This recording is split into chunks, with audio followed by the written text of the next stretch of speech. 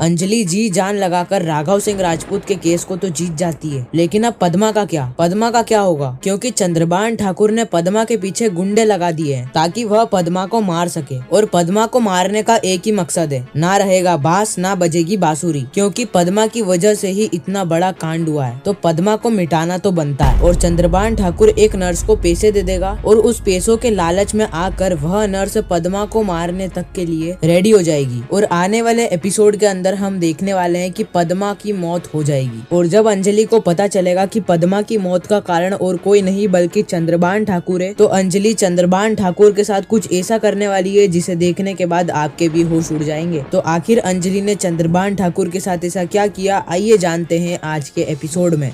कहानी की शुरुआत होती है गौरव से। गौरव पद्मा को कहता है कि पद्मा, कहानी के अंदर ट्विस्ट आने वाला है। बड़े भैया को बेल मिल चुकी है, अंजलि ने अपना कर्तव्य निभाया है और अब तुम्हें भी अपना कर्तव्य निभाना है और चंद्रभान ठाकुर को फंसाना है। अंजलि हॉस्पिटल आती ही होगी तुम्हें देखने के लिए। बस एक बार अंजलि आ जाए, उसके बाद शुरू होगा महायुद्ध। जिसने भी तुम्हें मारने की कोशिश करी थी ना, उसको अंजलि रंगे हाथों पकड़ लेगी, क्योंकि अंजलि है ही इतनी शातिर। नर्स गौरव से कहती है कि आपको बाहर जाना होगा। पद्मा की सिचुएशन बहुत ज्यादा क्रिटिकल और इस सिचुएशन के अंदर अगर आप इस पर दबाव डालेंगे तो पद्मा की सिचुएशन और ज्यादा बिगड़ सकती है। आप समझने की कोशिश कीजिए, प्लीज यहाँ से बाहर जाइए। इतनी ही देर में वहाँ पर अंजलि अवस्थी आ जाती है। अंजलि को देखकर गौरव बहुत ज्यादा खुश हो जाता है। अंजलि गौरव से कहती है, क्या हुआ था यहाँ पर और किसने पद्मा को मारने की कोशिश करी? उसकी हड्डी पसली एक कर दूंगी जिसने भी पद्मा को मारने की कोशिश करी। गौरव बताता है कि यहाँ पर यह इंस्पेक्टर साहब मौजूद थे। अंजलि इंस्पेक्टर साहब से कहती है कि आपको पता भी है पद्मा के पीछे कितने सारे गुंडे पड़े हुए हैं। चंद्रभान ठाकुर के गुंडे मौका ही देख रहे हैं कि जब उनको मौका मिले वह पद्मा को निपटा दे। और आप 2 मिनट के लिए बाहर चले गए। आपने ही पेपर्स पर साइन करी थी ना,